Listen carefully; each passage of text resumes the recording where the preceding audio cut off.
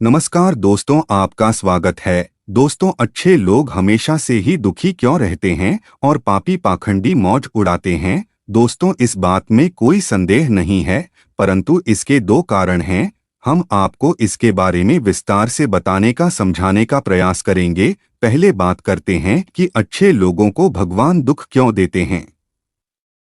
तो चलिए इस धार्मिक कहानी के द्वारा आपको समझाने का प्रयास करते हैं। दोस्तों, एक बार की बात है, किसी नगर में अपनी 3 बेटियों के साथ एक विधवा स्त्री रहती थी। जवानी में ही उसके पति गुजर गए और 3 बेटियों का पालन पोषण करने की जिम्मेदारी उस अबला नारी पर आ गई थी। अपनी बेटियों को लेकर वह विधवा नारी कहाँ जाती, बेटियों को अकेला छोड़कर वह कोई काम भी नहीं कर पा रही थी। ऊपर से समाज की उल्टी सीधी बातें उसे सुननी पड़ती थी। बेबस और लाचार उस महिला का कोई सहारा नहीं था। वह अपने पति को याद करके उन बच्चियों को जैसे तैसे पाल रही थी। फिर एक दिन वह अत्यधिक चिंता करने के कारण बीमार पड़ गई। ऊपर से उन बच्चियों की चिंता थी कि इनका क्या होगा, कैसे इनका पालन पोषण होगा।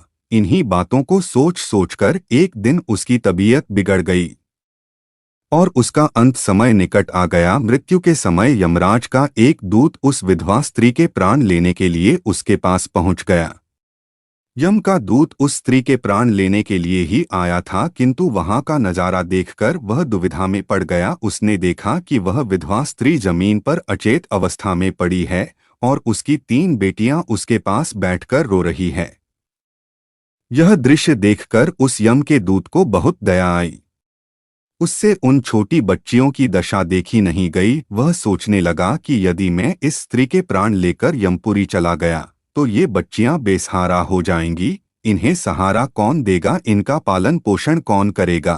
फिर कुछ देर तक सोचने के बाद यम का दूत उस विधवा स्त्री के प्राण लिए बगैर ही यमलोक लौट गया। यमलोक पहुंचने के बाद यमपुरी के राजा यमराज ने उससे पूछा कि तुम खाली हाथ क्यों आ गए? तुम तो उस विधवा स्त्री के प्राण लेने के लिए गए थे। तब उस यमदूत ने कहा, हे स्वामी, मेरी भूल को क्षमा करो। मैं चाहकर भी उस स्त्री के प्राण ना ले सका। मेरी जगह पर अगर आप भी होते तो शायद आप भी उस स्त्री को जीवनदान दे देते। मुझसे उस विधवा स्त्री की मासूम बच्चियों का दुख देखा नहीं गया। जब मैं प्राण लेने गया तो मैंने देखा कि उस विधवा स्त्री की 3 छोटी छोटी बच्चियां हैं और वे सभी उनकी मां के शरीर से लिपटकर रो रही थी। यदि मैं उस स्त्री के प्राण लेकर चला आता तो उन बच्चियों की देखभाल कौन करता, उन्हें भोजन कौन कराता। मृत्युलोक पर रहने वाले मनुष्य अत्यंत स्वार्थी और मतलबी है। कोई भी उन बच्चियों की मदद नहीं करता। यमदूत बोला, हे धर्मराज, मेरी आपसे विनती है कि आप उस विधवा स्त्री को कुछ समय के लिए जीवनदान प्रदान कीजिए ताकि वह अपनी बच्चियों को पाल पोसकर बड़ा कर सके। यमदूत की ऐसी बातें सुनकर धर्मराज ने कहा, हे दूत, इस संसार के सभी प्राणियों की मृत्यु निश्चित किए गए समय पर ही होती है। न कोई किसी की आयु घटा सकता है और न ही कोई बढ़ा सकता है। न तुम किसी को जीवन दे सकते हो और न ही समय से पहले किसी के प्राण ले सकते हो। जिसके भाग्य में जो लिखा होता है वह उचित ही होता है। तुम किसी के भाग्य को बदल नहीं सकते। तुमने आज सृष्टि के नियमों का उल्लंघन किया है। तुमने बहुत बड़ा अपराध किया है, इसीलिए तुम्हें इसका दंड अवश्य भोगना पड़ेगा। जाओ, अब तुम पृथ्वी लोक पर मनुष्य के रूप में जन्म लो और अपने द्वारा किए गए अपराध का दंड भोगो। और फिर उस यमदूत ने कहा, हे प्रभु, धरती लोक पर से मेरा उद्धार कब होगा और कैसे होगा? तब धर्मराज कहते हैं, हे दूत, धरती पर जाकर जब तुम 3 बार अपनी मूर्खता पर खिलखिलाकर हंस लोगे तब तुम्हारा उद्धार हो जाएगा। दोस्तों, इतना कहकर धर्मराज ने उस दूत को धरती पर ढकेल दिया। वह धरती लोक पर मनुष्य शरीर में आ चुका था। उसके शरीर पर वस्त्र नहीं थे। मृत्युलोक का एक नियम है कि जब कोई मनुष्य जन्म लेता है तो उस समय वह नग्न अवस्था में होता है। इसीलिए वह निर्वस्त्र ही एक सड़क के किनारे ठंड में पड़ा था। फिर वहीं से एक मोची गुजर रहा था। वह मोची ठंड से बचने के लिए अपने बच्चों को कपड़े लेने जा रहा था। रास्ते में ठंड में एक नग्न व्यक्ति को देखकर उसे दया आ गई। उसने अपने बच्चों को तो कपड़े नहीं लिए, लेकिन उस यमदूत को कपड़े और कंबल खरीद कर दे दिए। वहीं यमदूत बोला, हे भाई, आपने मुझे कपड़े और कंबल देकर बहुत बड़ा उपकार किया है, पर मेरा ना कोई परिवार है, ना मेरे पास घर है और ना भोजन का कोई साधन है।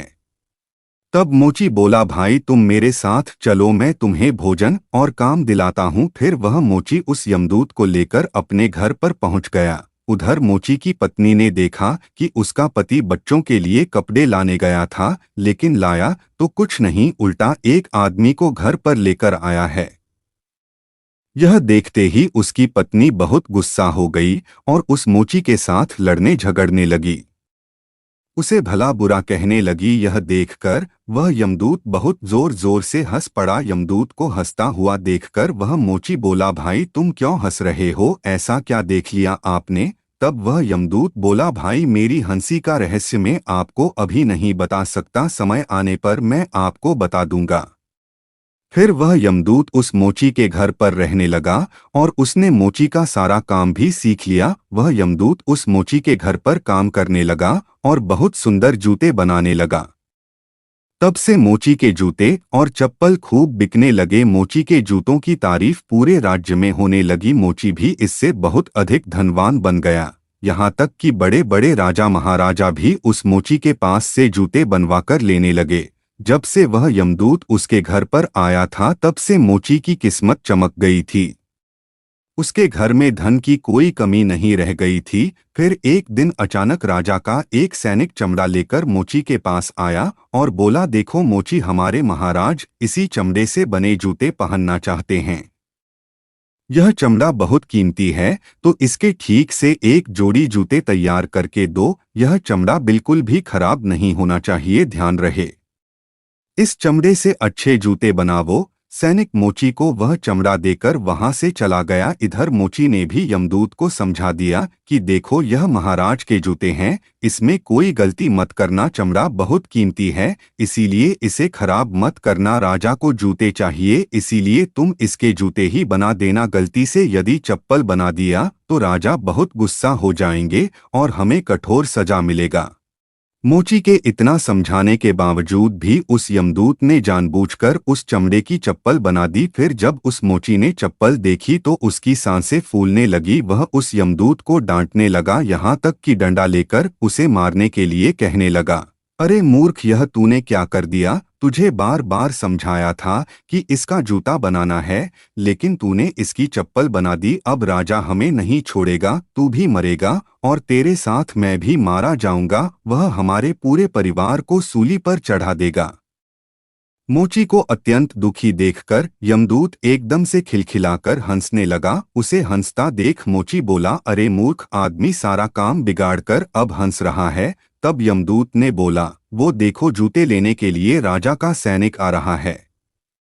सैनिक को देखकर मोची के हाथ पैर फूल गए कि अब यह जूते मांगेगा तो मैं कहाँ से दूंगा। तब तक वह सैनिक पास में आ गया और बोला, है मोची भाई, कल मैं जो तुम्हें चमड़ा दे गया था उसके जूते मत बनाना, चप्पल बना देना, क्योंकि राजा साहब का देहांत हो गया है और यहाँ की यह प्रथा है कि मरने वाले व्यक्ति को चमड़े की चप्पल पहनाकर अंतिम क्रिया की जाती है।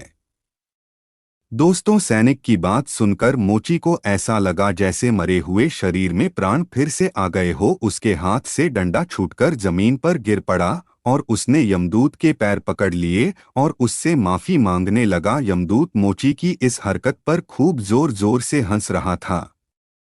मोची ने पूछा, है भाई, तुम क्यों हंस रहे हो? तब यमदूत बोला, है भाई, समय आने पर मैं अपने हंसने का कारण बता दूंगा। फिर एक दिन के बाद मोची की दुकान पर 3 जवान लड़कियां एक बुढ़िया के साथ आई थी। उन तीनों लड़कियों की शादी होने वाली थी। वे अपने लिए जूते का नाप देने आई थी। उन लड़कियों को देखकर यमदूत ने पहचान लिया कि यह वही तीनों लड़कियां हैं जिनकी मां को ना ले जाने के कारण आज मैं अपने किए की सजा भोग रहा हूँ।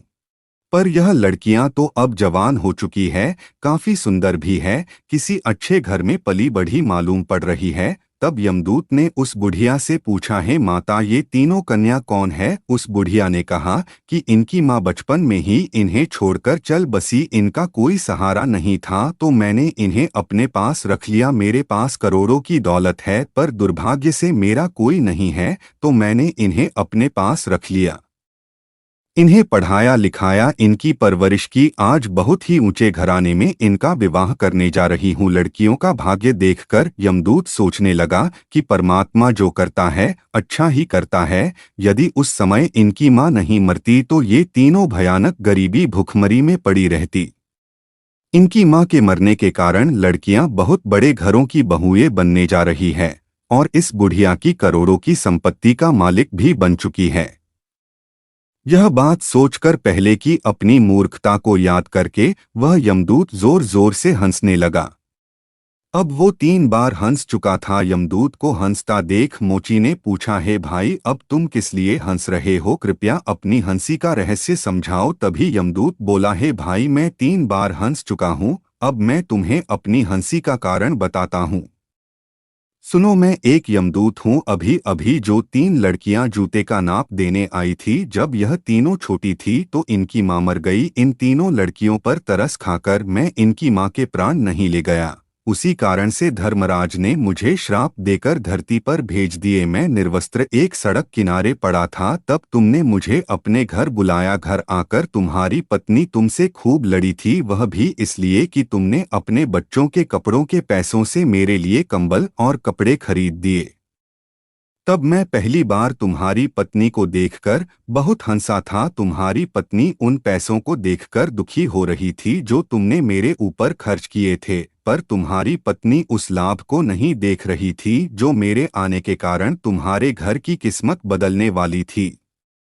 दूसरी बार मुझे हंसी तुम्हारी मूर्खता को देखकर आई, जब तुम मुझे राजा के लिए जूतों की जगह पर चप्पल बनाने के लिए डांट रहे थे। तुम केवल उस राजा के जूतों के बारे में सोच रहे थे, किंतु तुम्हें यह पता नहीं था कि राजा के साथ क्या घटना घट गई। पूरे गांव को पता चल गया था कि राजा की मृत्यु हो चुकी है, लेकिन तुम्हारा ध्यान तो राजा के जूतों पर ही था। हम वही देखकर यह सोचकर हर्ष मनाते हैं जो हम देखते हैं, पर हम उसे नहीं देख पाते जो हमें दिखाई नहीं देता, पर होने वाला वही होता है। कई बार परमात्मा हमारे अच्छे के लिए, हमारी भलाई के लिए हमारे साथ कुछ बुरा करते हैं, पर हम उसी बुरे को देखकर परमात्मा को कोसने लगते हैं। हम उस अच्छेपन को नहीं देख पाते हैं जो भविष्य में हमारे साथ होने वाला होता है। कई बार हमारे साथ अच्छा होता है पर भविष्य में हमारे साथ बुरा हो जाता है। उस घटना को हम नहीं देख पाते। किसी घटना के साथ अच्छा या बुरा दोनों तरह के परिणाम जुड़े हो सकते हैं। हमें हर घटना को समय की होनी समझकर चलना चाहिए। दोस्तों, अब हम आपको बताते हैं कि अच्छे लोग दुखी क्यों रहते हैं। इसके दोनों कारण यही है कि पहले तो अच्छे लोगों के साथ बुराई इसीलिए होता है कि बाद में उनके साथ बहुत कुछ अच्छा होने वाला होता है। दूसरा कारण यह होता है कि जब मनुष्य के साथ बुरा होता है तो वह ईश्वर के पास चला जाता है, ईश्वर का नाम स्मरण करता है, जिससे उसके सभी पाप और दोष मिटने लगते हैं। ईश्वर की भक्ति ही मुक्ति का सच्चा मार्ग है, जो कि केवल अच्छे लोगों को ही ईश्वर की भक्ति करने का मौका बार बार मिलता है। तो दोस्तों, इस प्रकार से यमदूत उस मोची को यह सीख देकर यमलोक चला गया। उम्मीद है दोस्तों आपको ये वीडियो ज़रूर अच्छी लगी होगी, तो वीडियो को लाइक, चैनल को सब्सक्राइब ज़रूर कर ले और हाँ, कमेंट में जय श्री कृष्ण लिखना ना भूले। धन्यवाद दोस्तों।